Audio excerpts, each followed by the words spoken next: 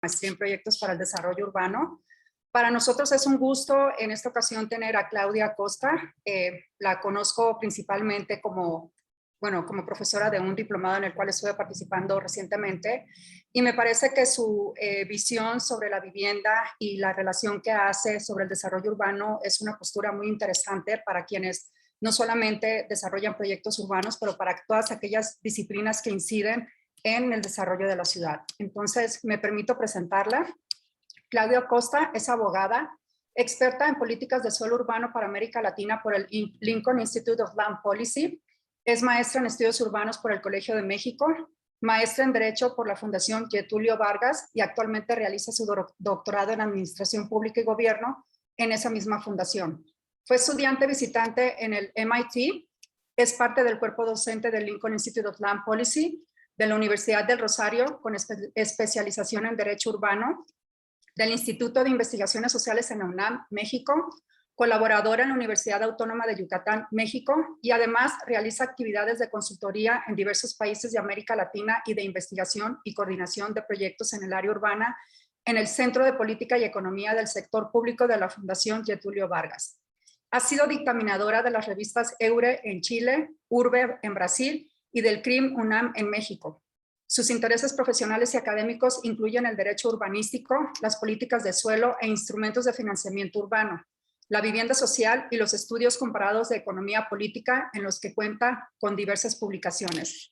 De nuevo, Claudia, muchísimas gracias por aceptar este espacio. Muy bienvenidos sean todas y todos ustedes y esperamos que disfruten esta sesión. Gracias. Hola Célida, buenas noches a todos y a todas. Primero que todo, un gusto estar aquí con ustedes en la Universidad Iberoamericana, ¿verdad?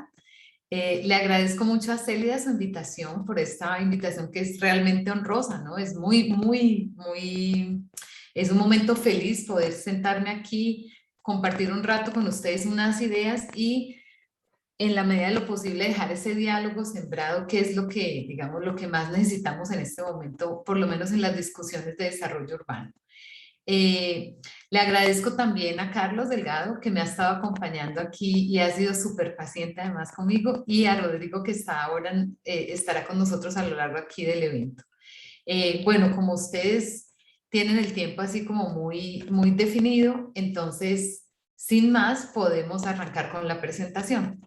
Lo primero que quiero comentarles es, y lo comenté antes con Celia y con el equipo, es que yo hice una presentación que tiene un corte un poco académico, no totalmente académico, entonces les pido, digamos, a las personas que son más, vamos a poner las manos en la masa, vamos a construir un poco de paciencia, vamos a colocar unos elementos conceptuales inicialmente y después yo voy a referirme a situaciones específicas que pasan en América Latina que tienen que ver con ese objetivo que es el título de mi presentación, que es que tengamos vivienda social inclusiva. Y puse inclusiva porque, digamos, es una palabra que es como la que vino a reinar, ¿no? Es como la palabra que ganó en ese debate, aunque es una traducción un poco difícil de inclusional, ¿no? O de inclusion. Es una traducción como una traducción que le hicimos ahí para no decir de pronto incluyente, porque tal vez no lo asociamos directamente con la idea.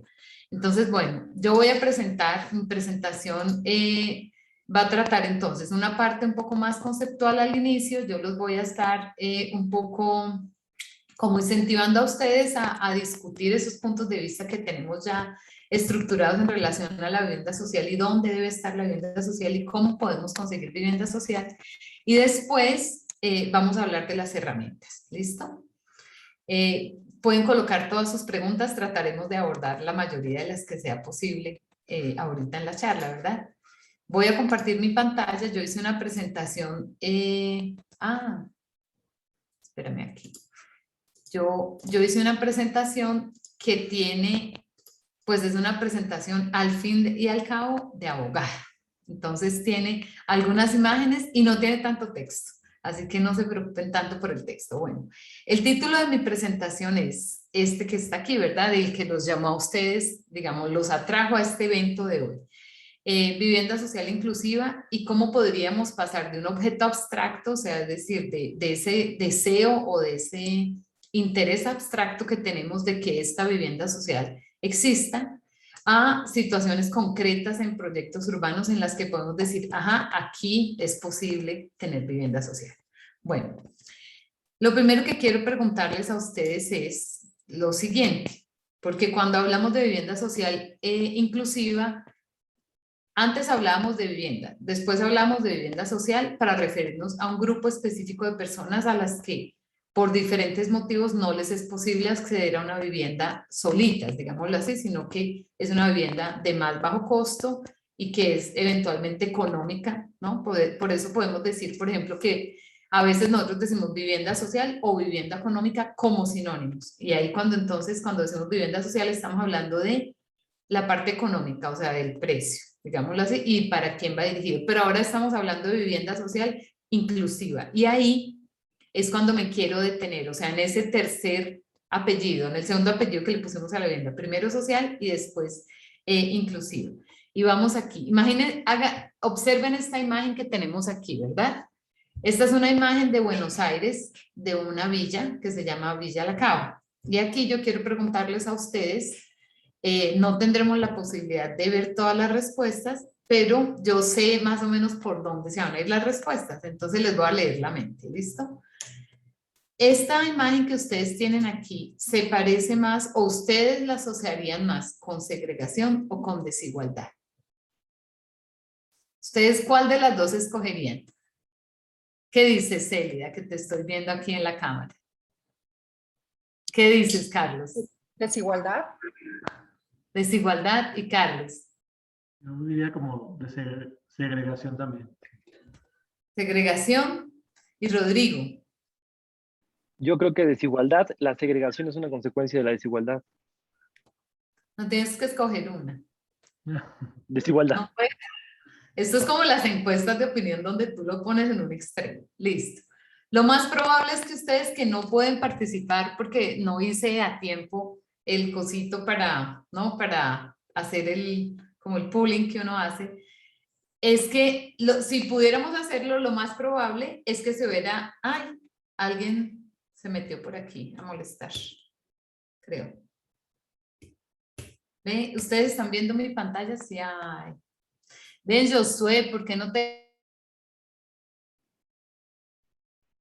Si quiere podemos volver a compartir la pantalla.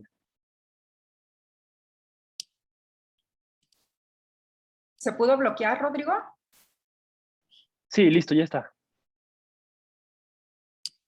Gracias, perdón, Claudia.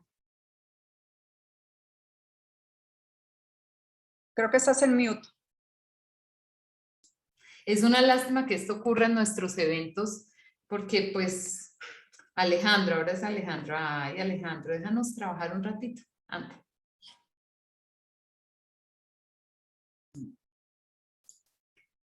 Bueno, podemos hacer las charlas en la presentación también, no hay ningún problema, una parte, mientras la persona que nos está acompañando aquí se aburre y se va a hacer otra cosa. Lo más probable, si yo les preguntara a ustedes y viéramos esas dos opciones, es que ustedes estuvieran divididos aquí en la sala. O sea, que una parte dijera que es segregación y otra parte dijera que es desigualdad. Eso es lo más probable. Y eso nos muestra que no tenemos tan claro cuál es un fenómeno y cuál es el otro fenómeno, ¿sí? Y cuando yo me refiero a vivienda social inclusiva, me estoy refiriendo mucho a la localización, a una vivienda económica, pero ¿dónde está localizada? Ahora, si yo les mostrara a ustedes una imagen sobre un programa de habitación, un programa cualquiera de vivienda social de los que ustedes han visto en muchos lugares, que uno tiene un conjunto de casitas todas lejos de la ciudad, y yo les preguntara a ustedes de nuevo, ¿ustedes con qué asocian esta imagen? ¿Con segregación o con desigualdad? ¿Ustedes qué palabra escogerían? Imaginémonos cualquiera de los conjuntos habitacionales en la periferia de nuestras ciudades. ¿Ustedes escogerían segregación o desigualdad? Muy probablemente ustedes escogerían segregación. Porque la imaginarnos un conjunto habitacional de estos lejos de todo, nos remite más a la idea espacial, a lo que está ocurriendo en ese espacio, ¿verdad? Entonces, eso es lo primero que creo que vale la pena, o por lo menos desde mi experiencia vale la pena preguntarnos cuando nos estamos preguntando por vivienda social inclusiva. ¿Dónde está localizada? Es una cuestión que tiene mucho que ver con localización y qué tan homogéneo o heterogéneo es ese grupo de personas que están allí, ¿sí? Cuando nos imaginamos este conjunto habitacional muy lejos en la periferia, lo más probable es que tengamos un conjunto homogéneo desde el punto de vista socioeconómico de personas alejados de todo, ¿sí? Esa sería, digamos, una imagen que nos ayudaría a pensar mejor segregación, ¿sí? Y segregación es un concepto fundamental para pensar programas y proyectos de vivienda social inclusiva. O sea, necesitamos tenerlo claro para irnos al otro lado. Bueno, cuando vemos un conjunto habitacional lejos en la periferia, vamos a observar que una vivienda económica, o sea, una vivienda social desde el punto de vista económico, que está espacialmente segregada, parece como aespacial, o sea, como si la hubiéramos sacado, ¿no?, de nuestra trama urbana y la dejáramos afuera. Pero también observamos una cosa que creo que es como la más, al final del día cuando sacamos la cuenta, es la que más nos debería preocupar, y es que esas viviendas en general tienen subsidios públicos de diversos tipos, tienen subsidio al financiamiento, probablemente el municipio puso subsidios para extender la red, probablemente el gobierno estatal también puso algún subsidio, es decir, y tenemos el esfuerzo de las personas que compraron estas viviendas, o sea que al final tenemos un esfuerzo público y social que fue focalizado porque es para población de bajos ingresos, es decir, acompañaste a la población que necesitabas. Pero él es un esfuerzo, digamos, menguado. Es como si tú hicieras un gran esfuerzo, pero al final se te fuera como por un embudo porque tiene un huequito por el que se fue todo ese esfuerzo al dejarlo en una localización periférica. Lo pones en una localización periférica, perdiste el esfuerzo. Sí, perdiste el esfuerzo porque ¿qué significa una localización periférica? Y yo creo que, pues, o sea, eso es una cosa que nos sale casi natural la respuesta. Una localización periférica implica falta de oportunidades, falta de servicios adecuados, ¿cierto? Implica, digamos, una serie de esfuerzos de la familia y del gobierno para poder avanzar. Eso es una localización periférica.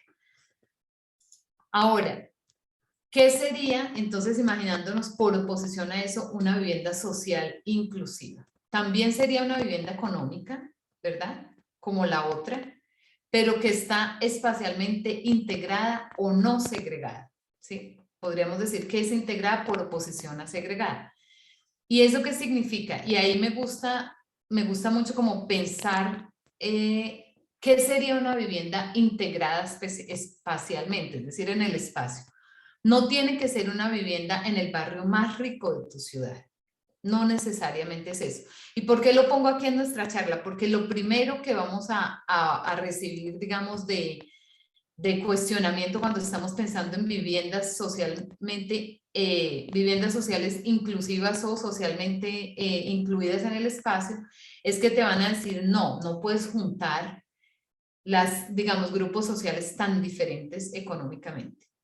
Eso es una especie, digámoslo así, de trampita. ¿Por qué? Porque una vivienda social espacialmente integrada no tiene que ser necesariamente en el barrio más rico de la ciudad. Puede ser en un barrio de clase media. Un barrio de clase media ya es una localización integrada. Ya es. El problema es cuando yo dejo todas las personas solitas allá en la periferia, en ese conjunto habitacional que parece colmena de abejas, ¿verdad? O sea, un montón de personas homogéneas desde el punto de vista socioeconómicos y aisladas. Entonces, imaginémonos el suelo de clase media en la ciudad. Muchos de ustedes, pienso yo, estoy casi segura que las personas que están aquí en esta reunión conocen de urbana, conocen del debate urbano. Miren el mapa de su ciudad y observen cuánto suelo de clase media hay. Hay mucho suelo de clase media.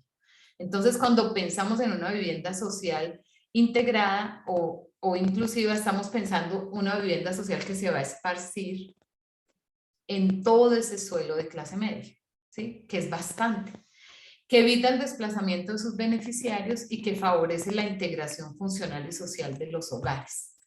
Y ahí hay unos estudios muy interesantes. En América Latina nos faltan esos estudios todavía, en parte porque casi no tenemos vivienda social inclusiva, ¿sí?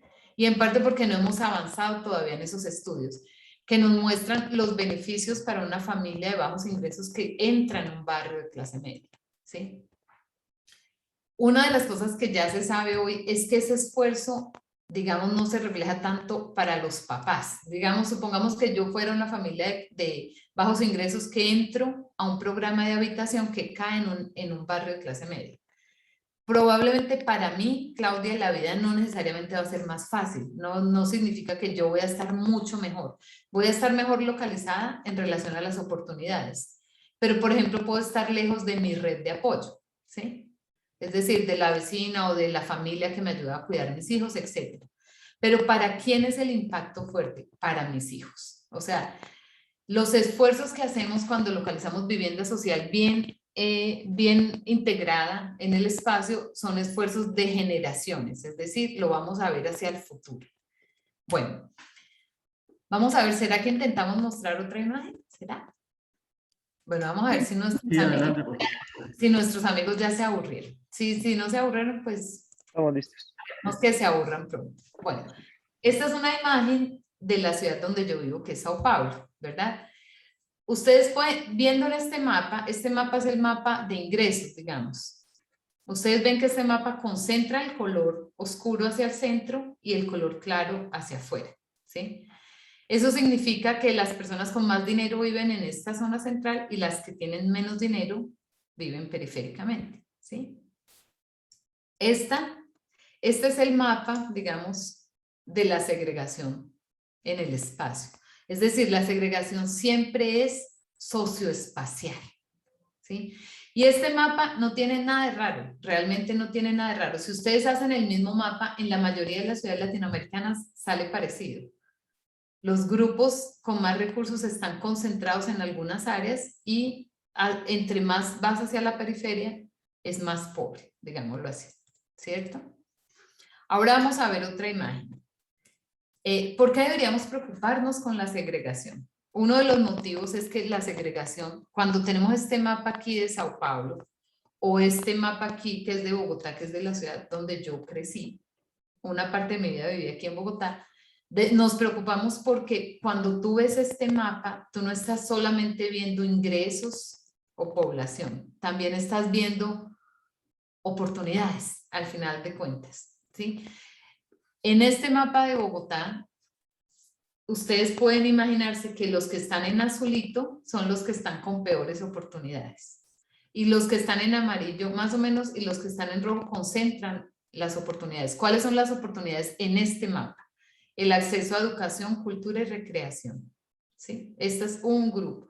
Y si hiciéramos el mapa con oferta, por ejemplo, de empleo, sería parecido, ¿sí? Los empleos, las oportunidades, los servicios se concentran en las ciudades, en las áreas mejores, digámoslo así, ¿sí? Entonces nos deberíamos preocupar porque al final estamos hablando de oportunidades. Cuando nosotros consideramos que este mapa es natural, estamos diciendo que un grupo de la población va a tener oportunidades y otro no va a tener oportunidades, ¿sí? Bueno. Pero la segregación no es una foto. Es decir, la segregación no es una foto en el tiempo, no es como una foto, una imagen fija en el tiempo. La segregación es un proceso y eso es muy importante, porque así como la segregación puede ponerse peor, puede ponerse menos, ¿sí? Tal vez utilicé unas palabras como enredadas, pero así como este mapa hoy es de esta manera, si hacemos muchas acciones a lo largo del tiempo, probablemente cambiemos un poquito ese mapa, ¿sí? Ese mapa puede variar en el tiempo. No es un proceso, es un proceso, no es una cosa estática, a pesar de que tenemos la sensación de que es estática, no lo es. Es un proceso en el que participan, digamos, 3 grandes grupos de actores. Las personas con sus preferencias, y aquí me parece importante que lo pensemos todos como, digamos, al final como consumidores de la ciudad, ¿sí? Lo más probable es que cada uno de nosotros, cuando escogemos dónde vivir, en nuestras preferencias escojamos vivir cerca de personas que se parecen con nosotros, ¿sí? Eso es muy común en nuestras decisiones de localización. Pero los mercados también participan en la segregación, ¿sí?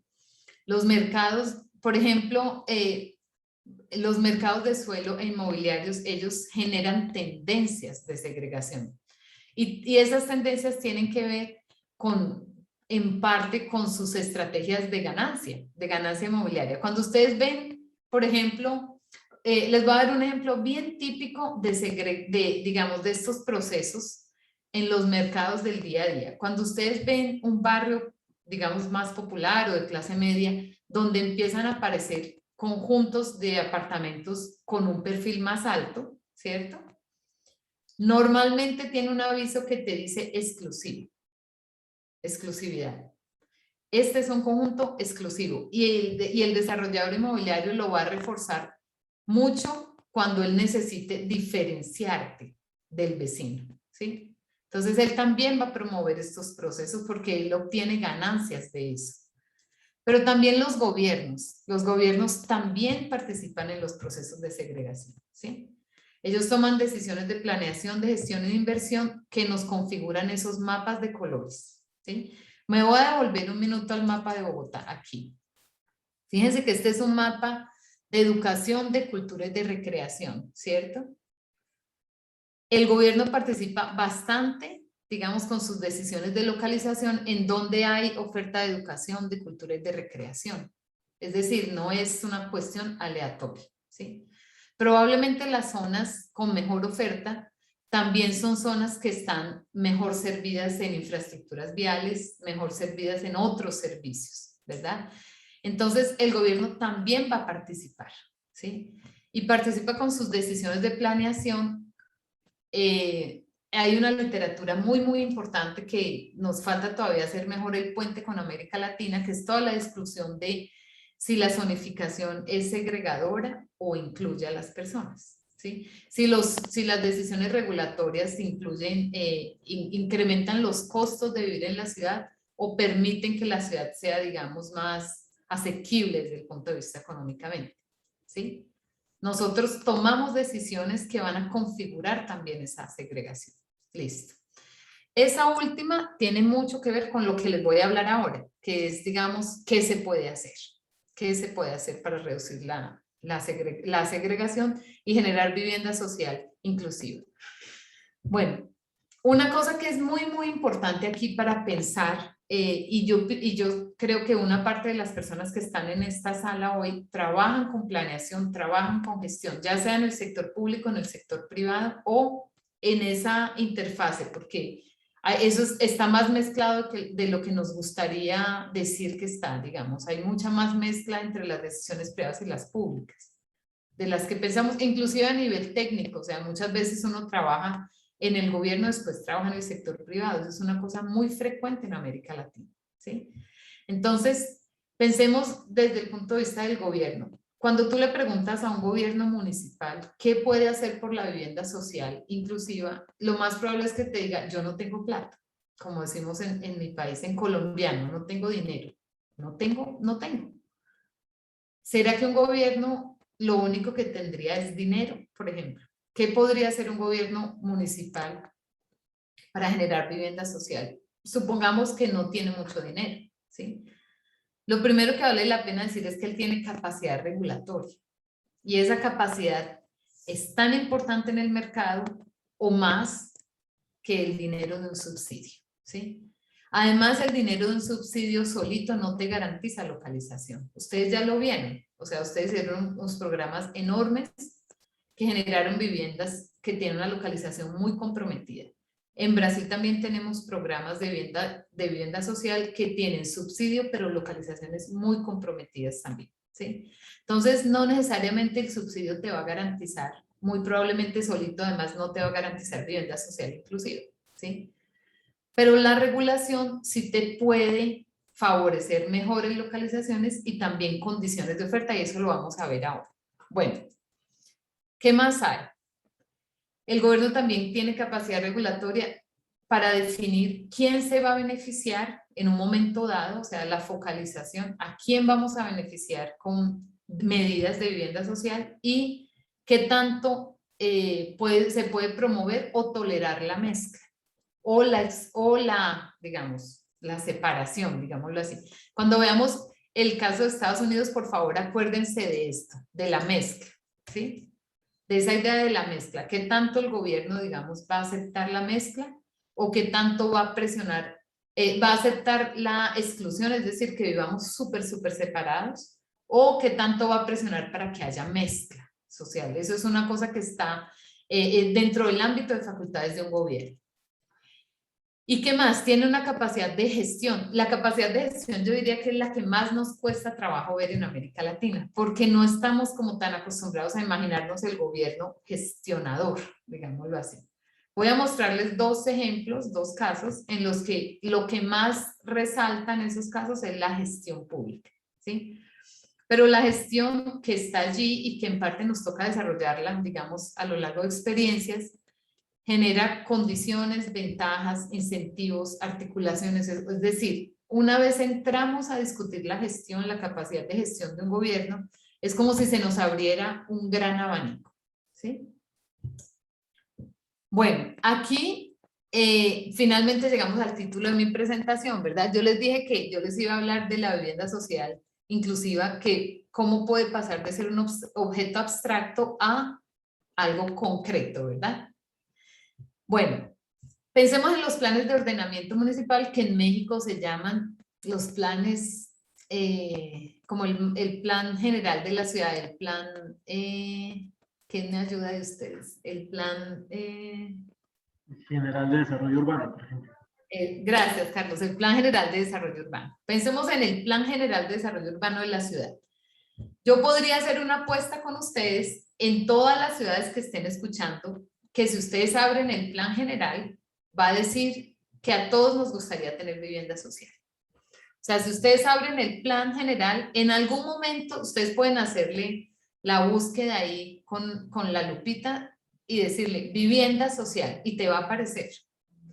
Va a decir en alguna parte, aquí nos gustaría que haya vivienda social, somos favorables a la vivienda social es muy importante para nosotros, aquí cabe todo el mundo. O sea, todos los planes es como, digamos, uno de los deseos que tenemos cuando hacemos ese tipo de instrumentos de planeación, ¿sí? Al igual que si buscamos protección ambiental, también va a decir, sí, la protección ambiental aquí es muy importante, vamos a cuidar el medio ambiente, vamos a cuidar los componentes ambientales de nuestra área, etcétera, etcétera. Listo. Pero cuando ustedes bajan de ese objetivo abstracto a decisiones concretas, ustedes muy probablemente no las encuentran, ¿sí? Ustedes no encuentran el cuándo va a ocurrir eso, cuándo, en 1 año, en 2 años, en 3 años, en la vigencia de este plan, cómo va a aparecer vivienda social. Porque ya sabemos que queremos, digamos, casi que si ustedes preguntan en cualquier discusión en cualquier discusión del cabildo, ¿verdad? El cabildo municipal, de la cámara municipal, ustedes no van a encontrarse ningún diputado local o concejal que les diga, no, yo soy contra la vivienda social. Ningún alcalde va a decir que es contra la vivienda social, ningún ciudadano va a decir que es contra la vivienda social. Eso en abstracto, pero en concreto no la encontramos en la ciudad. Nosotros hacemos ejercicios de planeación, mejores o peores, no sé, hace unos 35 años por ahí que venimos haciendo ejercicios. Los vamos cambiando, los vamos mejorando. Mientras nosotros no pongamos ese segundo nivel, que son las decisiones concretas, el cuándo, el cómo, el dónde, el quién, nosotros no vamos a generar vivienda social en las ciudades, ¿sí? Eso, digamos, porque los mercados habitacionales y los mercados inmobiliarios no generan vivienda social de manera espontánea. Nosotros necesitamos generarle condiciones a la vivienda social, ¿sí? Entonces hay que imaginarnos, en el próximo ejercicio que ustedes hagan del Plan General de Desarrollo Urbano, cualquiera de ustedes se va a acordar, uy, me acordé de esa charla con esta señora de Colombia que decía el cuándo, el cómo, el dónde, el quién, el con quién, y no lo pusimos, otra vez no se va a cumplir, ¿sí? O sea, no va a pasar, eso no hay magia ahí, no hay magia entre estos dos. si no tienes el cuándo, si no tienes el cómo, si tú abres todos los planes, porque además tú tienes el plan general, pero además tienes todos los mapas de usos, de intensidades de uso, de alturas, nosotros generamos muchos mapas, ¿cierto? De zonas, por ejemplo, que las tienes que adaptar, zonas que están necesitando renovación, zonas que tenemos muchos mapas dependiendo de la ciudad en la que estemos, pero nunca vamos a ver que ahí dice en algún momento y por aquí va a haber vivienda social. O de esta manera generaremos vivienda social, ¿sí? ¿Quién va a generar la vivienda social?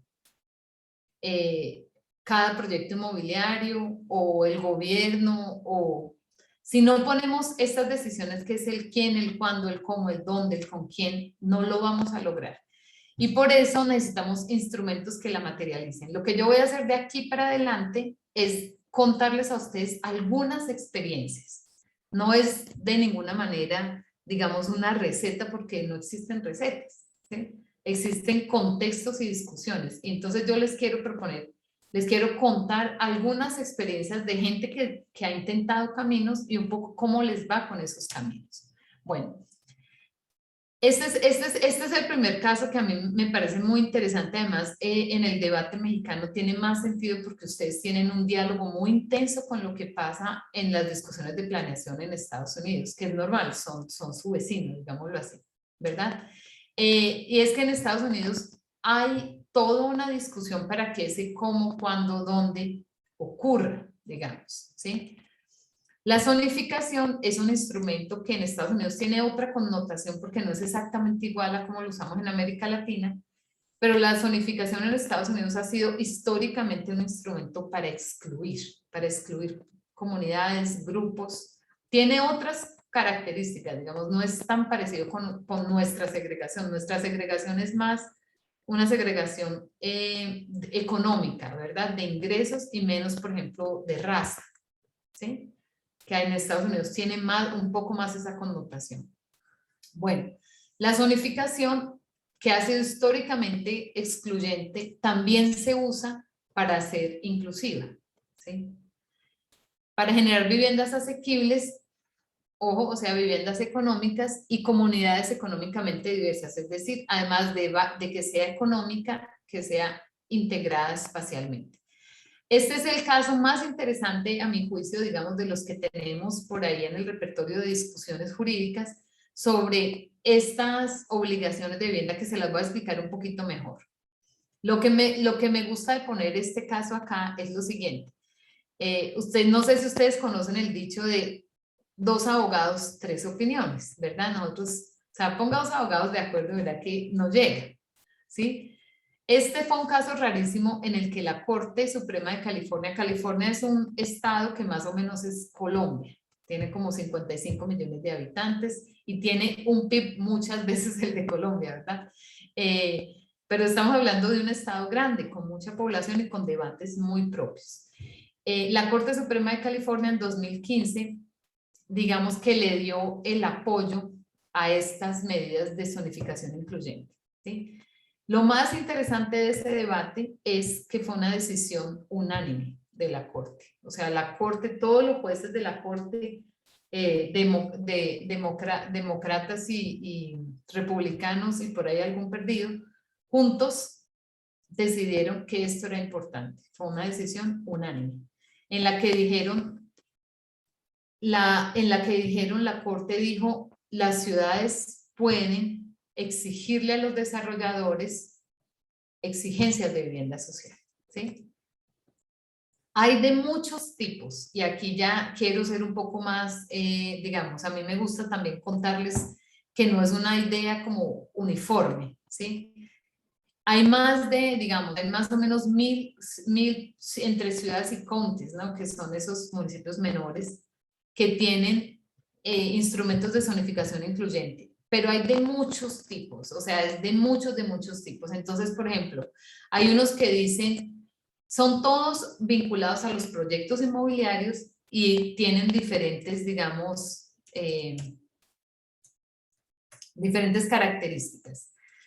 En unos casos el municipio le dice al proyecto inmobiliario, déjeme un porcentaje de viviendas sociales aquí mismo en su proyecto inmobiliario. En otros casos le dice, puede dejarlo afuera, es decir, lo que nosotros en América Latina llamamos trasladar la vivienda social. O sea, usted la saca de la localización del proyecto inmobiliario y la lleva a otro lugar. En ese caso, lo más probable es que usted consiga viviendas asequibles, pero no integradas, porque usted rompió la localización, ¿sí? ¿Qué más hay? Hay pagos en dinero. Los municipios le dicen a los desarrolladores, si por X y Y motivo no puede dejar la vivienda aquí o no quiere dejar la vivienda aquí, eso depende de cada negociación municipal, pague una compensación a un fondo municipal para vivienda, ¿sí? Otra, cesiones de suelo. Deje suelo para hacer una especie de banco de suelos para vivienda social, ¿sí? Suelo de su proyecto. Otra, mejore viviendas que ya están. Hay un caso en India, por ejemplo, esto aquí en Estados Unidos aplica, por ejemplo, para, ellos tienen un parque de vivienda pública en algunos lugares grandes, un parque, o sea, tienen viviendas públicas. Entonces a veces le dicen al desarrollador, en vez de dejarme nuevas unidades, mejore estas unidades que están deterioradas. ¿Sí? Ese puede ser un compromiso de los desarrolladores para favorecer la vivienda asequible e integrada. ¿Sí? En India hay unos casos muy interesantes en el que hacen negociaciones el gobierno con grandes desarrolladores en las que el desarrollador mejora una favela, por ejemplo. ¿Sí? Es su compromiso con la vivienda social. Bueno, hay muchos tipos de mecanismos, obligatorios, voluntarios, con incentivos, sin incentivos, o sea, hay muchas versiones, digámoslo así. Los más comunes, los incentivos más comunes son los bonos de densidad, es decir, el gobierno le permite o construir un poco más de lo que la norma le permitía o construir diferente. Entonces, por ejemplo, este es un uso, digamos, un uso monofuncional, es decir, solo se permite un uso, pero el gobierno le dice, no, le dejo hacer uso mixto. Nosotros en América sabemos que el uso mixto para nosotros en América Latina es muy deseado, ¿verdad? El uso mixto es atractivo para los proyectos inmobiliarios, muchos proyectos, ¿verdad? O, por ejemplo, el gobierno le dice, en vez de eso tiene que ver con cómo se mide, digamos, la densidad, cómo cada municipio regula las densidades, ¿verdad? En vez de permitirle una vez el área del terreno, le permito construir una vez 1.5 veces el área del terreno, por ejemplo. A cambio de eso, usted me deja tantas viviendas sociales, ¿sí? Modificaciones o variaciones en la zonificación, cuando la zonificación sobre todo es muy restrictiva. Le dan, digamos, libertad, un poco de libertad al desarrollador, a cambio de obligaciones de vivienda social o de negociaciones de vivienda social. En Estados Unidos es muy común negociar. A nosotros en América Latina, lo que más nos llama la atención es una cosa que esté definida claramente en la ley, ¿no? Menos la negociación. Nosotros no tenemos esa mirada de la negociación como la pueden tener en las prácticas de Estados Unidos. ¿Qué le puede ofrecer un municipio también? Trámites, digamos, mejores. Si usted deja vivienda social, usted se va por, digámoslo así, un fast track, un mecanismo de tramitación mejor. O yo le junto todas las secretarías en las que le tienen que dar las autorizaciones, en vez de irse de secretaría en secretaría, hacemos un trámite único. Por ejemplo, eso es tan valioso y tan atractivo o más que otro tipo de decisión. O sea que los gobiernos en la práctica tienen mucho con lo que, digamos, negociar o moverse o tener actividad para generar vivienda social. Y esta es una cosa que ha sido muy discutida en Estados Unidos y yo les decía que lo guardaran. Yo les dije allá atrás esa cosa de qué tanto el gobierno va a aceptar que no me mezcle, ¿sí? En algunos casos, la exigencia de vivienda social es un impact fee, o sea, una tasa por impacto. Y el impacto, ellos lo definen como un impacto de exclusión. Cuando nosotros hacemos un proyecto habitacional en el que solo hay un tipo, digamos, de consumidor, estamos generando un lugar de exclusión, digamos, porque es un lugar que no permite la mezcla, ¿sí? Entonces el gobierno en algunos casos le dice, esto me genera un impacto de exclusión, entonces pague ese impacto porque usted está generando ese impacto. Aquí dejo unos detalles, digamos, sobre este caso de Estados Unidos. para el que lo quiera mirar de pronto, ¿no? Porque creo que esta sesión queda grabada, ¿no? Es más para el que quiera tener más detalles de ese caso. Bueno, y ahora entonces vengámonos aquí a la tierrita, ¿verdad? América Latina. ¿Qué hay en América Latina? En esta lógica de que el gobierno, digamos, pueda hacer cosas desde la planeación y la gestión, hay experiencias más de las que nosotros pensamos. Nosotros tendemos a pensar de que no se hace tanta cosa y en realidad sí se está haciendo. Hay experiencias en Brasil, hay experiencias en Colombia. Hay experiencia en Brasil, aunque digamos en Brasil ha sido muy tímida la reglamentación de exigencias de vivienda social, pero la ley lo permite. En México hay, de pronto no con los resultados que nos gustaría, pero hay experiencias, ¿sí? En Perú acabó de aprobarse hace muy poquito, hace, no sé, 2, 3 meses, la nueva ley general, digamos, federal, la Ley Federal de Desarrollo Urbano, e incluyeron una exigencia de vivienda social en los proyectos inmobiliarios, que era una cosa que yo personalmente pensaba que se iba a demorar más Perú en llegar a este tipo de instrumento y, digamos, pasó, fue aprobado. En Uruguay también hay una experiencia un poco parecida con la experiencia de la Ciudad de México de la norma 26, que algunos de ustedes la deben conocer, en el sentido de que se le permitió a los desarrolladores mucha libertad constructiva a cambio de que, o bajo la bandera de vivienda social, y en la práctica fue vivienda de inversión, ¿sí? Que eso es una cosa que pasa mucho. Bueno, Brasil, vamos a Brasil. Lo puse primero solamente porque los puse en orden alfabético, ¿verdad? Pero tal vez la experiencia más antigua es la de Colombia, no porque yo sea colombiana, sino que tal vez es la que más abrió este debate, la primera en abrir el debate en la región. Bueno, en Brasil hay, ellos tienen una ley general que es de 2001, que es muy antigua, y tienen algunas experiencias recientes con iniciativas municipales para generar vivienda social. La imagen que ustedes ven aquí es una imagen de la ciudad de Sao Paulo, del Plan General de Desarrollo Urbano de Sao Paulo 2014. Entonces ustedes ven un edificio, ¿verdad? Ahí. En esta ciudad en específico, eso me toca explicarlo cuando explico esta imagen, en esta ciudad la edificabilidad, existe una edificabilidad básica, es decir, un porcentaje de edificabilidad que cada propietario puede ejercerla de manera gratuita. Después de que pasas de ese porcentaje o de esa posibilidad de edificación básica, que es, digamos, una casa, que es lo que yo necesito para vivir, si yo lo que quiero hacer es un edificio de apartamentos, yo tengo que pagarle al municipio por la edificabilidad. La edificabilidad es como si fuera un bien público, digamos, el potencial edificatorio, y el gobierno,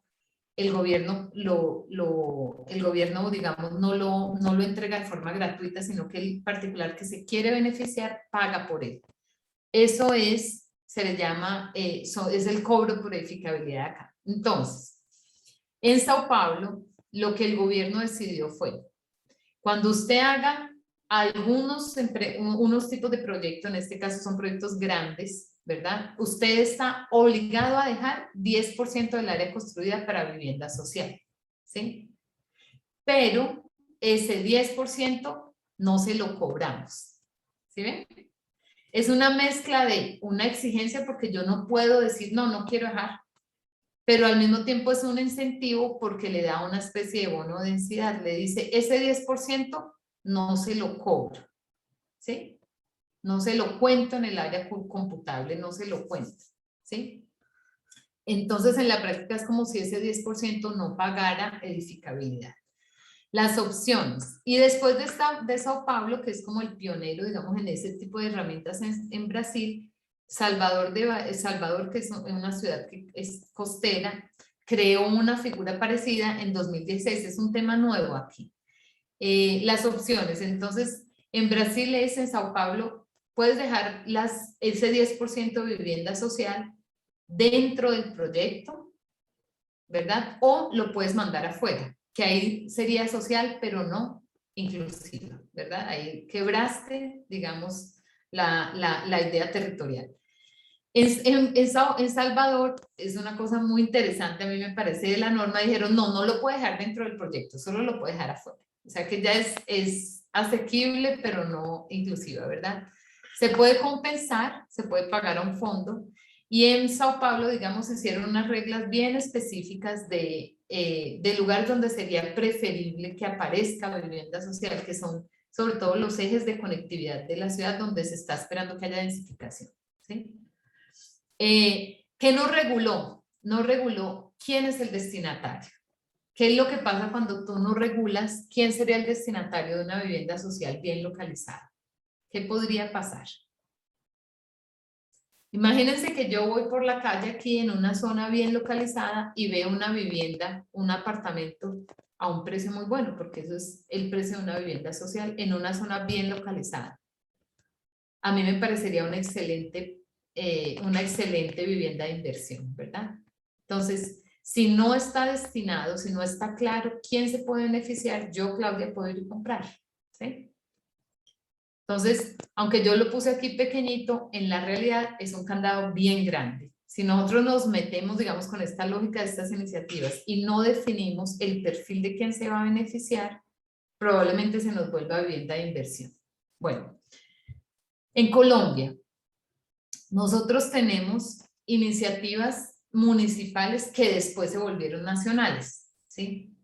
Hay una ley que ya es bien antigua, ya tiene 25 años, que decía que los municipios debían regular una cuota, es decir, una exigencia de vivienda social, ¿sí? Dentro de los proyectos inmobiliarios. Esa ley estaba ahí desde el 97 y Bogotá fue la primera ciudad que dijo, la voy a poner en mi plan de desarrollo municipal. La voy a poner, la voy a regular, y la puso, ¿verdad? Y después la nación, el nivel nacional, la generó para el país un poco más restrictiva de lo que había hecho Bogotá, pero digamos que se generalizó. Eso es en el caso colombiano, que es una exigencia a los proyectos inmobiliarios de un porcentaje de vivienda social, y tiene opciones también. Se puede dejar en el área del proyecto, se puede trasladar, se traslada mucha vivienda, y se puede compensar también, es decir, se le paga al gobierno en vez de cumplir la obligación. ¿Qué pasó en Colombia?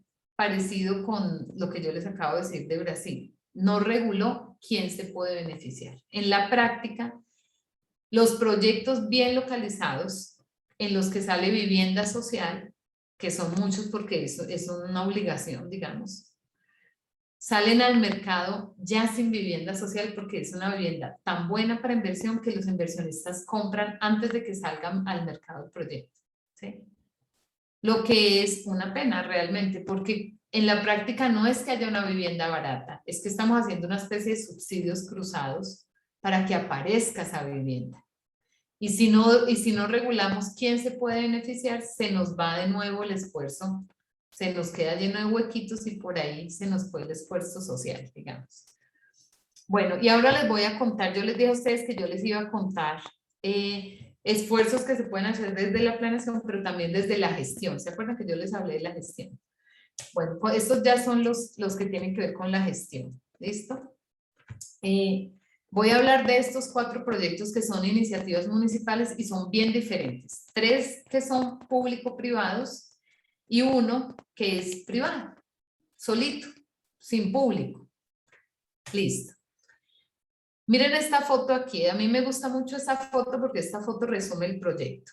Esto es un proyecto real, concreto. Esa foto es de este año, de un proyecto que se llama Los Olivos. Esto era un barrio, esto en realidad era un barrio que había de origen precario. Observen esto aquí, ¿sí ven? Esto aquí es un asentamiento precario.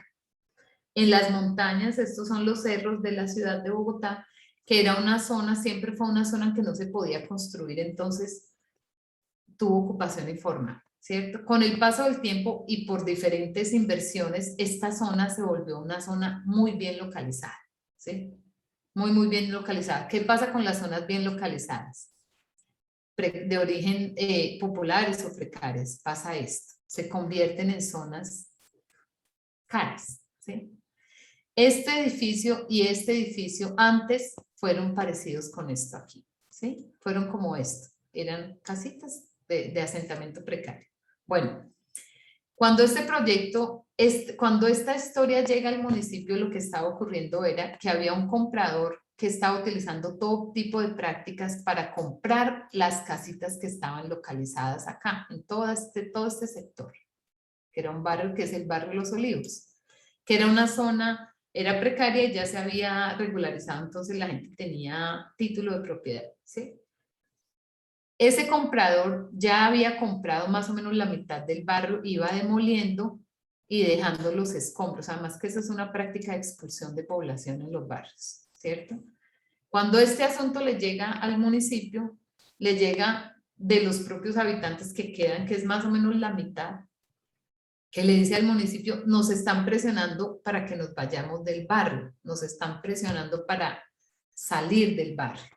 Y la presión incluía muchas prácticas, unas menos éticas que las otras, ¿verdad? El municipio toma la decisión, este es el municipio de Bogotá, de entrar en ese proyecto.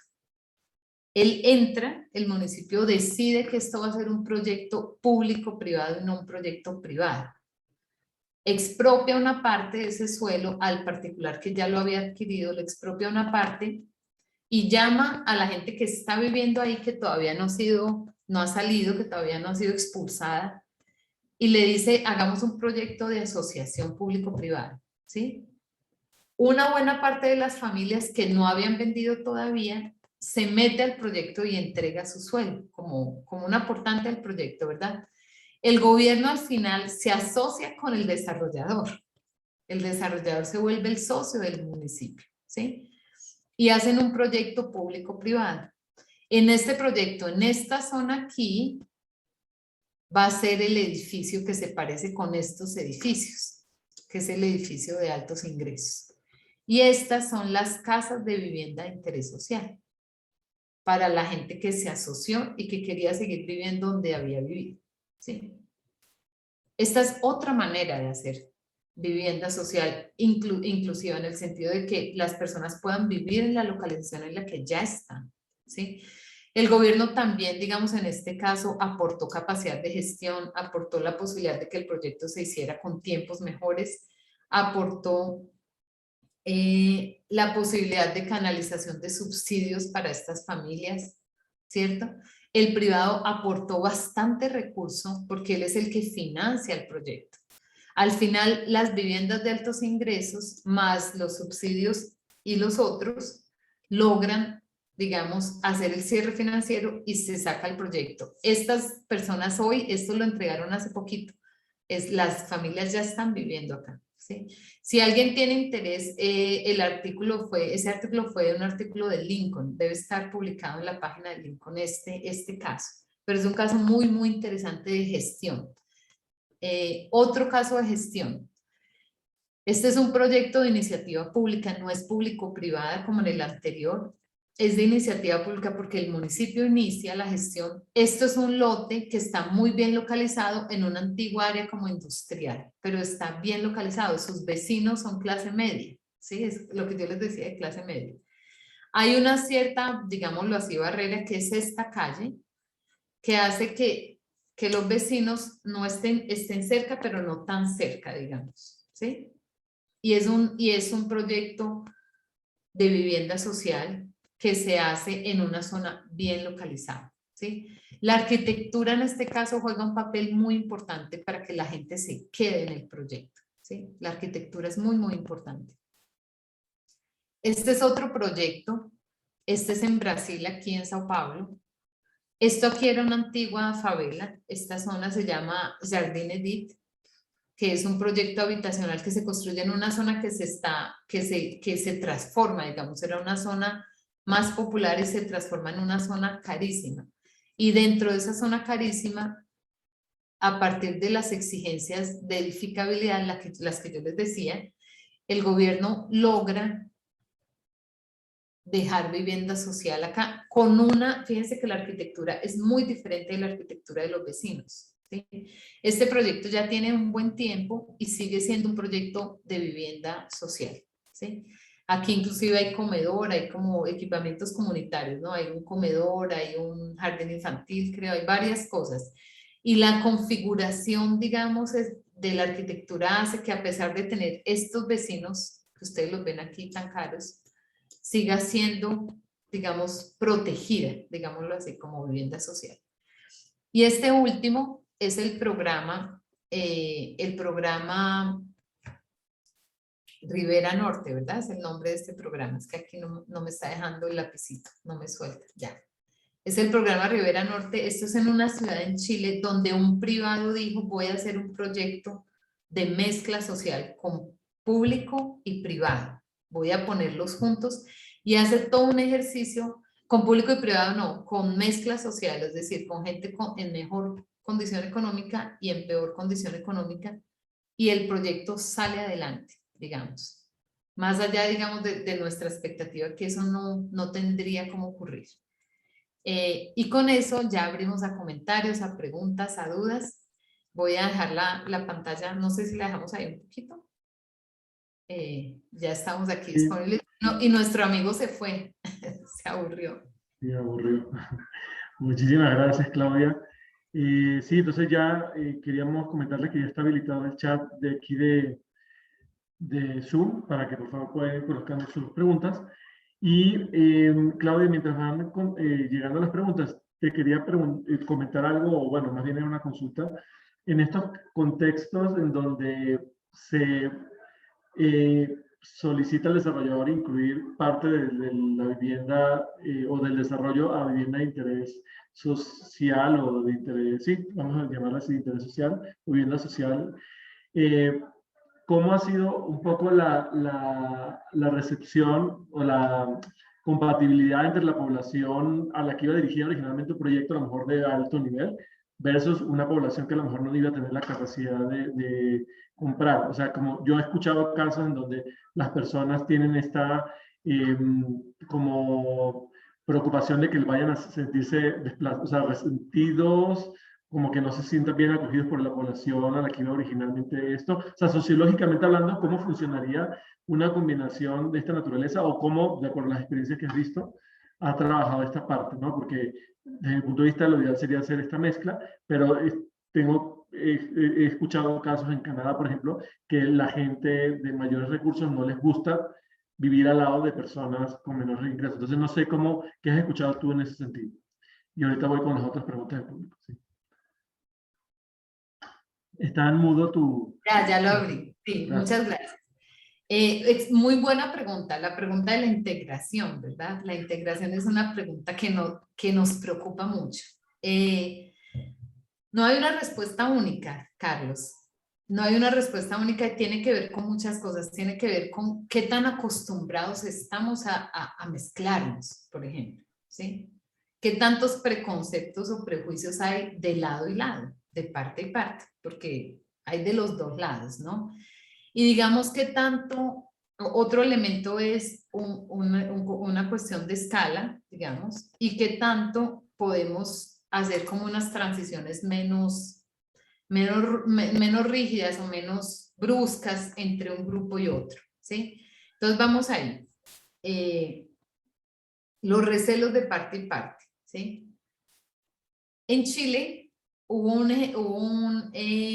como un ensayo, digamos, fue un ensayo del ministerio, un ensayo interesante, muy interesante, en el que a personas de digámoslo así, un subsidio al que está dispuesto a mezclarse. Ponle cuidado. Entonces, en proyectos habitacionales para población de más bajos ingresos, al que estaba dispuesto a mezclarse de un ingreso un poquito más alto, pero que todavía tenía derecho a subsidio, ¿cierto? El gobierno le da un bono mejor. Es decir, estás dispuesto a vivir con personas que no son exactamente iguales a ti y tener un tratamiento económico mejor. Y sí, hay mucha gente dispuesta, más gente dispuesta de la que pensaríamos que puede estar, ¿sí? O sea, ese caso de Chile nos muestra eso, ¿cierto? Otra cosa que es bien importante, que yo la decía cuando hablábamos de que para hablar de vivienda social inclusiva no necesitamos imaginarnos los extremos de la escala social, es decir, la persona que está en vulnerabilidad total con la persona más rica de la sociedad, ¿sí? Sino que pequeñas mezclas entre grupos próximos ya son mezcla, ¿sí? Ya son mezcla. Entonces, cuando cuando nosotros tenemos estos debates, lo más importante es no dejar llevar el debate al extremo, porque el extremo no nos deja ver lo más grande, nos muestra el extremo únicamente, ¿sí? Entonces, hay como que pensar un poco en ese sentido. Otra cosa tiene que ver con la escala, Carlos. La escala es muy importante. En Estados Unidos, por ejemplo, muchos, pero muchos, no es pequeño, muchos municipios que exigen vivienda social. Tú tienes, por ejemplo, el edificio de 20 apartamentos en el que 4 de esos apartamentos son vivienda social, ahí mismo, en tu propio edificio, ¿sí? Digamos que es una mezcla que la gente se acostumbra. Y es lo que nosotros llamamos la mezcla, es como imagínate que tú, como si tú hicieras la pimienta y la voltearas y tú esparcieras la población, ¿sí? Una cosa es que tú vivas, por ejemplo, al lado de un conjunto habitacional de 3.000 unidades de vivienda social, y otra cosa es que tú tengas vecinos que son personas que necesitan un subsidio habitacional dentro de tu barrio normal, ¿sí? O sea, la escala tiene un impacto ahí. ¿Qué tantas personas vamos a mezclar y de qué manera las vamos a mezclar? ¿Sí? Eso creo que es un elemento bien, bien importante. Y el otro tiene que ver, por ejemplo, con las condiciones de la mezcla. En ese proyecto aquí, mira, pues me voy a devolver aquí. En este proyecto que es Plaza de la Hoja, hubo dificultad, digamos, para la mezcla. Ahí tú estás viendo personas de clase, personas de estratos, que en Colombia se usa el estrato, que es una manera de categorizar las personas, pero tú estás viendo personas digamos, de ingresos bajos, bien bajos, con bajo un poco más arriba y con medio bajo, ¿sí? Aquí ha habido, digamos, algunos conflictos, sobre todo por el uso de los espacios comunes, ¿sí? Que la gente trae reglas diferentes y criterios diferentes de cómo vivir también. Entonces necesitas una cierta adaptación, sobre todo en vivienda vertical, ¿no? Más que en vivienda horizontal. Aquí la estrategia es arquitectónica, ¿sí? A pesar de que ellos están juntos en el espacio, digamos, están muy cerca en el espacio, las viviendas sociales y el edificio no están juntas espacialmente, ¿sí? Digamos, esa es una característica de este conjunto habitacional, que es, digamos, una solución arquitectónica para estar juntos en el mismo espacio, porque al final lo que importa es dónde estás localizado, no necesariamente tienes que estar viviendo dentro del conjunto del vecino, ¿sí? Lo más importante para estas familias era seguir en su localización, que era una muy buena localización, ¿sí? No necesariamente vivir en el mismo edificio de más altos ingresos. Ahora, también hay cuestiones que tienen que ver, por ejemplo, con los costos de vivir en lugares más caros, ¿cierto? Que eso nos generaría como otras conversaciones, pero en los lugares donde ya existen estas experiencias, por ejemplo, el edificio en Estados Unidos de 20 apartamentos donde 4 son subsidiados, son para población de bajos ingresos, normalmente ellos van a pagar todo en función de sus ingresos. Entonces, la administración o el condominio es en función de sus ingresos, los servicios de agua y energía son en función de sus ingresos, el impuesto predial es en función de sus ingresos, todo es en función de sus ingresos y no del costo real de ese lugar, ¿sí? Voy a darte espacio si tienes otra pregunta, no sé si tengas otra. Sí, aquí, o sea, en términos de redes, se encendieron las redes con el tema, porque la verdad hay muchísimas consultas y preguntas bien interesantes. Por ejemplo, bueno, voy a empezar con esto de si conoces algún ejemplo de vivienda social inclusive en la Ciudad de México. Mira, de este estilo moderno, digamos, así como las que yo estoy hablando hoy, yo lo último que supe es que están reajustando la norma 26 para poder generar vivienda social que no sea de inversión, sino que sea para el que la requiere, pues, ¿no? Para quien realmente la requiere. Ahora, si tú lo piensas desde el punto espacial, yo tengo un gran profesor que me ha enseñado mucho sobre segregación, que es Francisco Sabatini, y él defiende unos proyectos habitacionales en México, unos casos muy interesantes, antiguos, ¿cierto? En los que son viviendas sociales integradas, ¿por qué? O inclusivas, ¿por qué? Porque a pesar de ser populares, siguen estando bien localizadas. Y ustedes tienen varios ejemplos de eso en colonias de la ciudad, ¿sí? Por ejemplo, varios de los conjuntos habitacionales que se hicieron después del terremoto del 85, 86. 85. Que se hicieron grandes conjuntos habitacionales, siguen siendo populares a pesar de estar muy bien localizados, ¿sí? Entonces, en el sentido territorial o espacial, son viviendas social inclusiva, ¿sí? No responden exactamente a esta discusión que yo estoy planteando aquí, pero están y la arquitectura los ha favorecido, ¿sí? Y en el caso de, bueno, ya de cierta forma ha sido contestando un poco este tema de esta vivienda social inclusiva, cómo evitar esto de la gentrificación, ¿no? De que esta mejora en la condición de un lugar que hace que se expulse la población, pero no sé si, aparte de lo que has comentado, has detectado algunas estrategias particulares para garantizar que en efecto esa vivienda de interés social no promueva o no se haga en un contexto donde finalmente se gentrifique esa zona. No sé si me expliqué bien, pero básicamente es como esa relación gentrificación, vivienda de interés, vivienda social inclusiva, ¿cómo podemos hacer para que de la fórmula se quite la palabra gentrificación? Dicho en otras palabras. Mira, pues es que no sé por dónde comenzar en la pregunta. Es una pregunta muy del debate de hoy, ¿no? Del debate de gentrificación. Una cosa que vale la pena aquí es devolvernos a qué entendemos por gentrificación, ¿sí? Tal vez eso sería como una cosa que nos ayude a desenredar.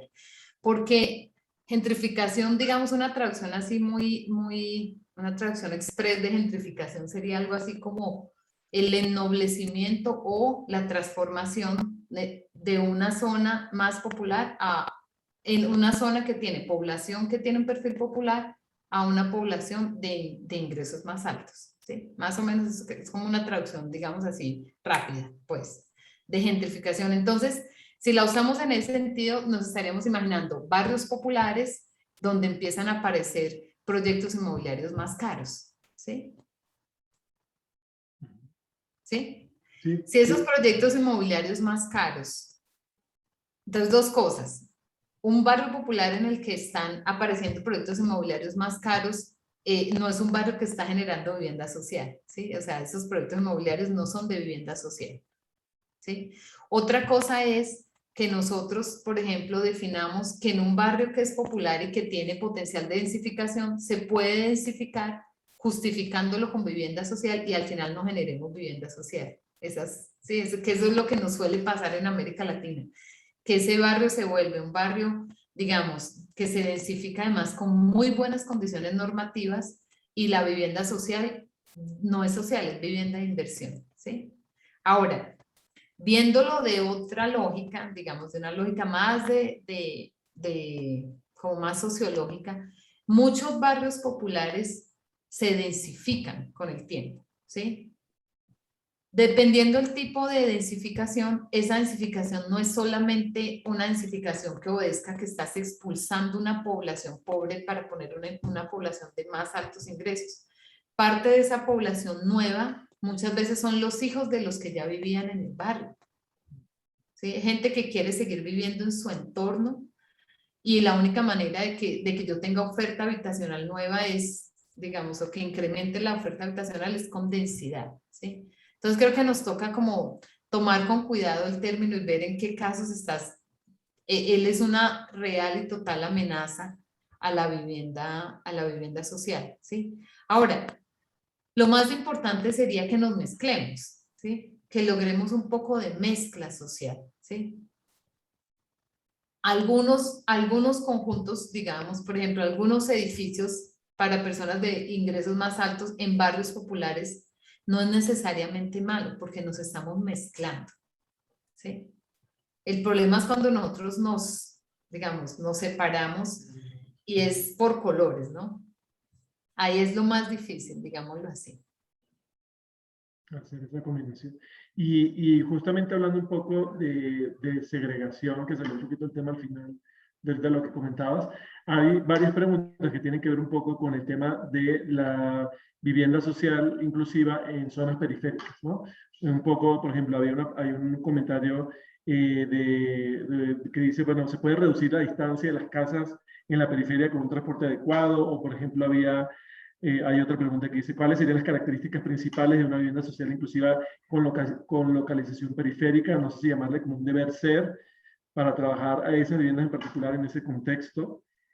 Y, por ejemplo, otra que decía, ¿cuáles son todas estas labores que deben hacerse en viviendas sociales periféricas que históricamente se segregaron o nacieron segregadas y todavía la ciudad no las termina de incorporar y hacerla como parte de la ciudad central? Entonces, desde tu perspectiva, las periferias, a la luz de la vivienda inclusiva, ¿cómo debería ser trabajada para que justamente empiece a bajar un poco la tensión que hay con la ciudad central, por ejemplo? Bueno, vamos a ver cómo me va con esa respuesta, ¿listo? Son 3 preguntas bien interesantes. Yo quería explicar algunas cosas. Una es que hay viviendas periféricas y viviendas periféricas, ¿sí? Algunas viviendas, digamos, no necesariamente vamos a lograr una mezcla total de las personas en el espacio, ¿sí? Lo que nosotros, digamos, nuestro gran objetivo sería quebrar un poco esas distancias tan grandes que tenemos sociales, ¿cierto? Y que la población de bajos ingresos tenga acceso a mejores localizaciones, ¿sí? Ese sería como un gran objetivo. Que no es, digamos, por ejemplo, que nuestros esfuerzos de vivienda social podamos al menos soñar que no tienen que ser en la periferia, ¿sí? Porque hoy, si nosotros hoy en la cabeza le preguntamos a la gente, ¿dónde será una vivienda social? Casi que naturalmente la respuesta va a ser en la periferia, ¿sí? O sea, esa es como nuestra respuesta natural, nuestra respuesta, digamos, estándar, ¿sí? Digamos que una parte de este ejercicio es imaginarnos una vivienda, que la vivienda social puede estar en otra localización, que no la periferia, que es como su destino, digamos, hoy, ¿sí? Ahora, hay vivienda periférica y vivienda periférica, que era lo que iba a decir antes. Cuando tú tienes viviendas sociales, un conjunto de viviendas sociales abandonadas, por ejemplo, o en buena parte de ese conjunto abandonado, ¿qué te está mostrando el mercado? Y ahí no necesitas traer ni a un abogado, ni a un sociólogo, ni a un arquitecto. O sea, pregúntale al mercado, ¿por qué esas viviendas están fuera del mercado, digamos? ¿Sí? Porque esas viviendas son peor que la peor localización que la persona se puede conseguir sola, ¿sí? Entonces, cuando tú tienes viviendas abandonadas, un conjunto de viviendas abandonadas, un grupo, pues que es como un fenómeno más amplio que una casita abandonada, porque una casita abandonada es una situación particular. ¿Sí? Si tú tienes un barrio que está normal, sea periférico o sea central, donde hay 1 o 2 casas abandonadas, pues eso puede ser una pelea de herencia, puede ser, no sabemos, pero es lo normal. Siempre hay una parte de viviendas vacías en las ciudades, un poquito. Otra cosa es que tú tengas un grupo de viviendas vacías periféricas, ¿sí?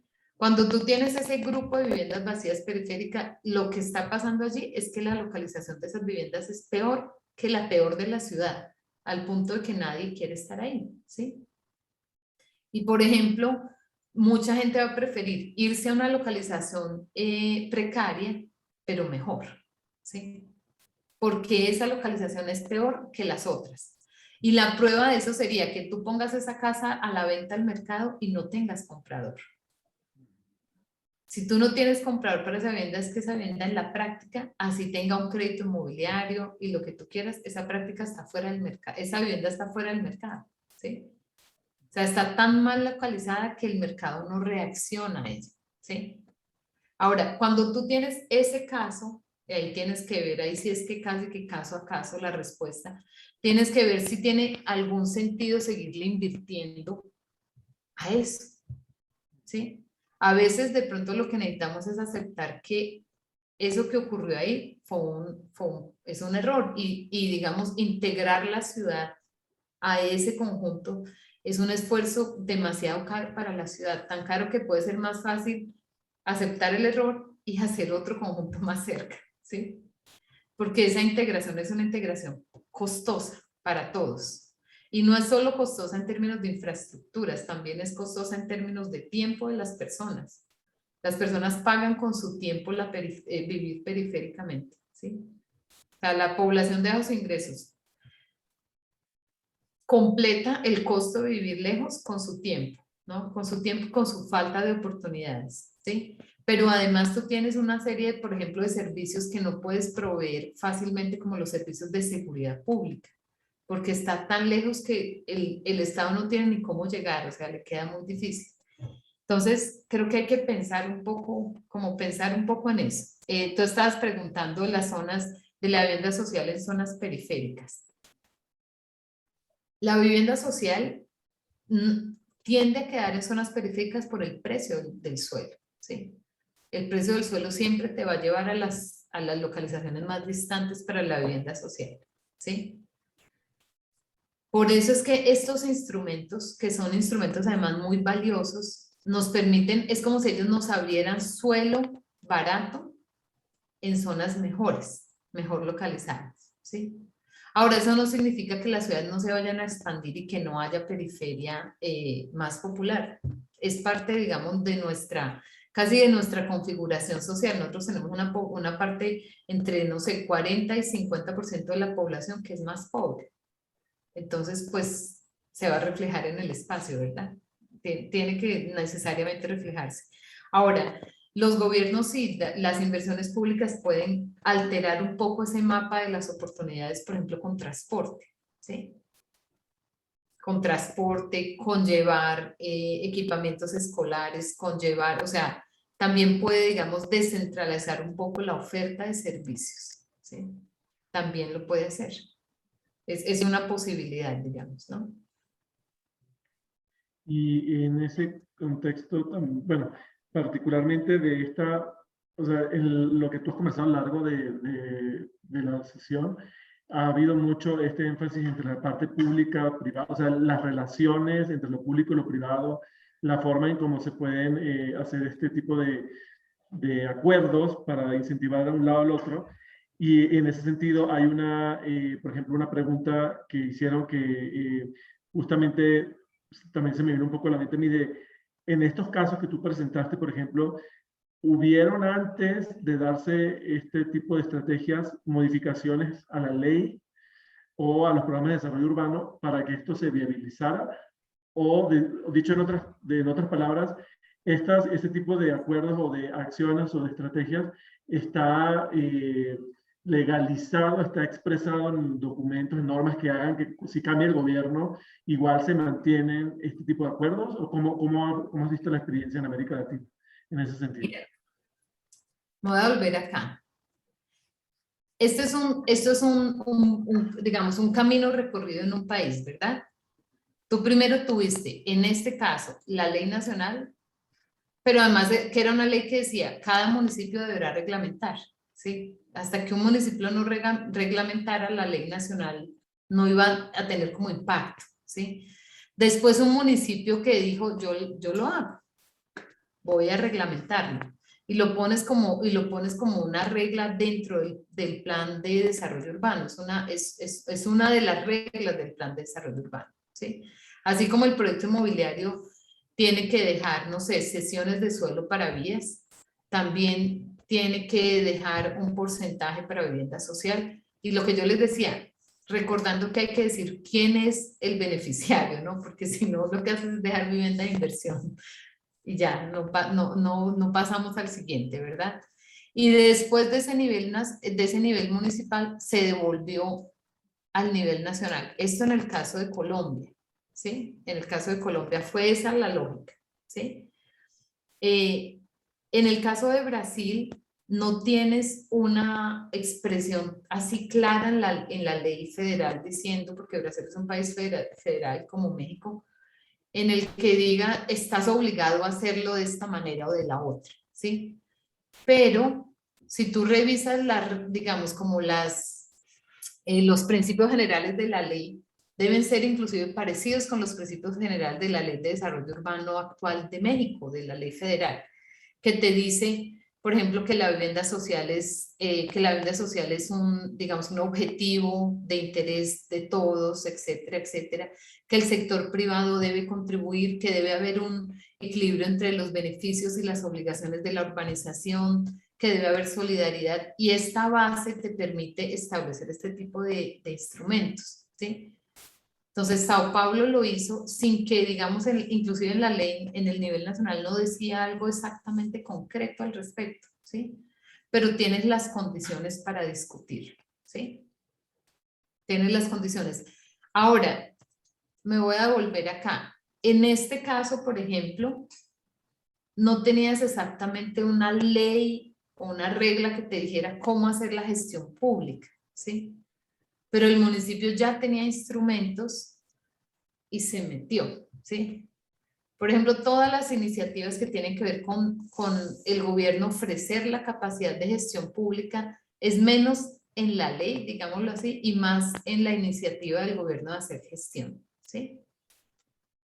O sea, este caso aquí, por ejemplo, ya tenía algunos instrumentos en la ley, pero este caso, digamos, no es que la ley municipal o dijera, la ley del municipio dijera, harás proyectos de iniciativa público-privada de esta manera, ¿sí? Sino que la ley decía, la ley, por ejemplo, le permite expropiar, la ley le permite algunas cosas y él desarrolló otras que son bien de gestión pública, ¿sí? Entonces lo que estoy leyendo acá es que, y va un poco ligado con una pregunta que hicieron al final, de lo del tema de la instrumentación. La clave, por un lado, está en la voluntad política, por un lado, pero también en esta capacidad de creatividad frente a un contexto particular y en el uso de los instrumentos que estén allí presentes conforme a lo que se establezca en la ley, sea que estés innovando en un municipio o de plano siguiendo lo que te está diciendo a nivel federal, ¿no?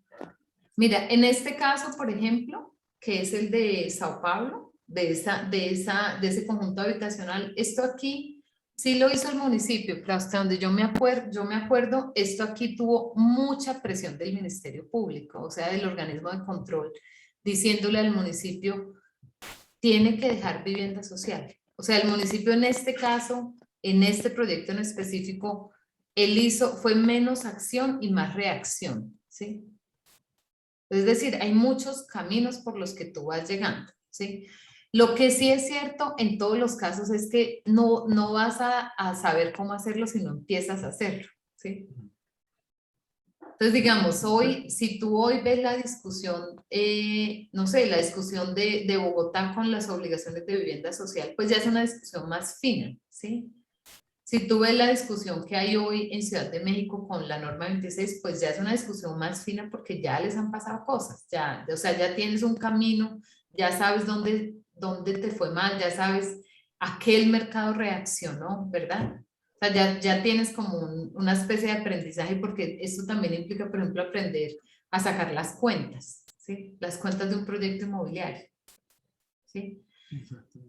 Por ejemplo, también a veces tener un socio que es estable, digamos, al final de cuentas no es malo, porque por ejemplo en este caso, el socio, a pesar de que se asoció a la mala, porque no se asoció porque le hubiera dicho, gobierno, por favor, quiero hacer este proyecto contigo, sino que el gobierno se le metió en la mitad, ¿sí?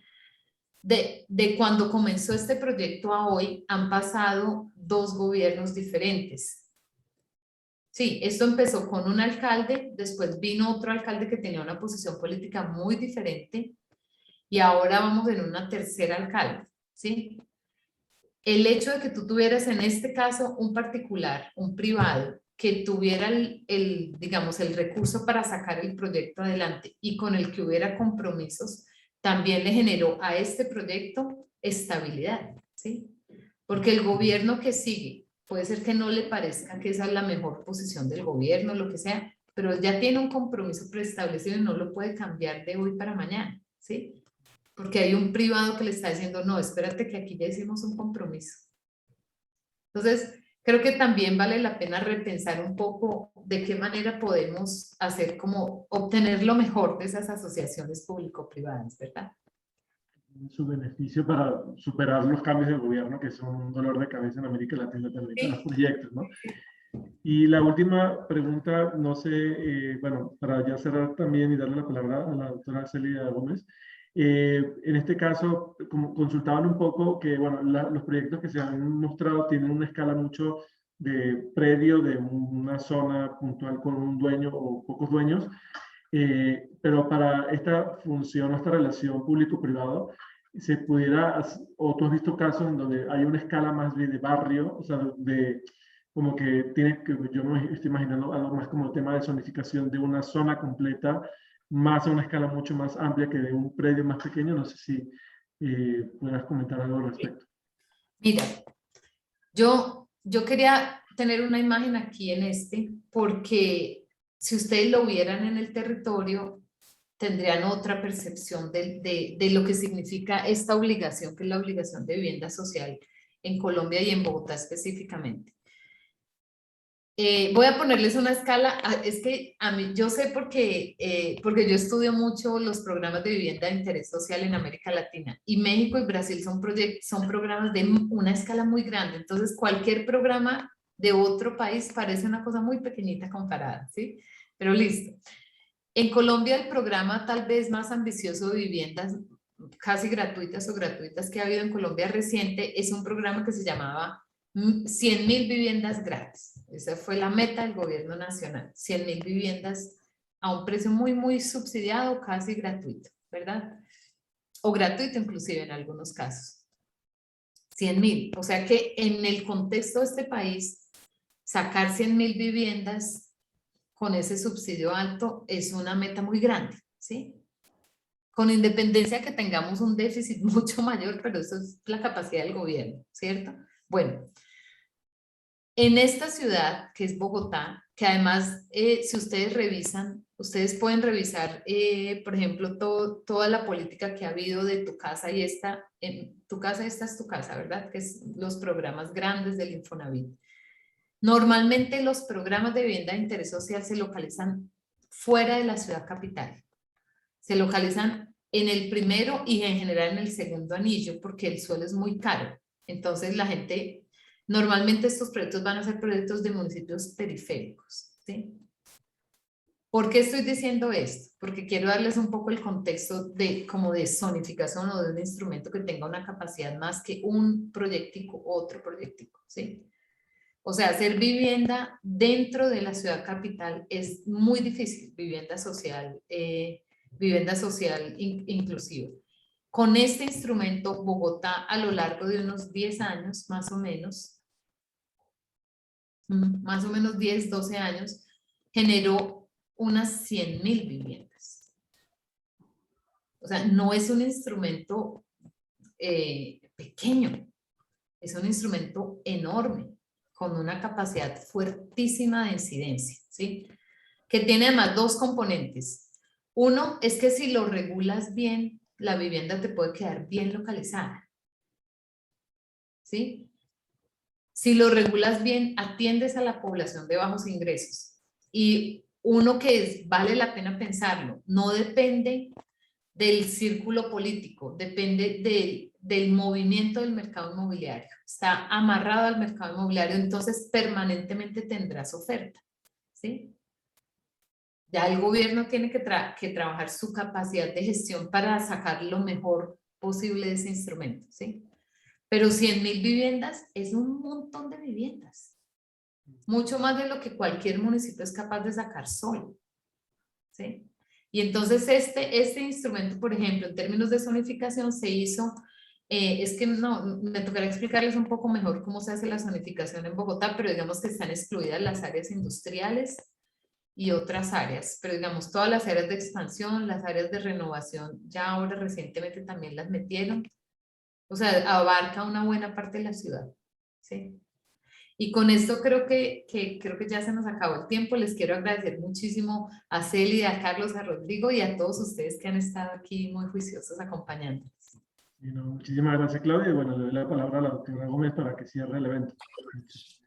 Sí, bueno, muchísimas gracias, Claudia. La verdad es que ha sido una charla muy provocativa en términos de querer conocer un poco más de los diferentes instrumentos que existen para poder propiciar vivienda que sea asequible, que esté bien localizada y que además podamos de alguna manera contribuir al déficit que tenemos en nuestros países, ¿no? Recuerdo claramente que tú hablabas de esos 3 factores que son fundamentales. No me extiendo mucho más, sin duda hay muchísimas preguntas que se quedaron por ahí, las cuales les pedimos que por favor nos las hagan llegar a través del chat que ya escribió, el correo electrónico que ya mandó Carlos inicialmente al chat. El video va a estar disponible para que todos tengan acceso a él. Claudia nos dio ya algunas de sus redes sociales para que la podamos seguir. Y bueno, ahora toca darte las gracias, Claudia, a nombre de todos los que estamos aquí por haber participado en este evento. En verdad ha sido muy interesante y para nosotros ha sido un placer tenerte. Tienes nuestro más sincero reconocimiento por parte del Departamento de Arquitectura, Urbanismo e Ingeniería Civil y de nuestro programa que es la Maestría en Proyectos para el Desarrollo Urbano. Muchísimas gracias. Gracias. Muchas gracias a todos y todas. Gracias, Claudia. Y gracias a todas y todos por participar.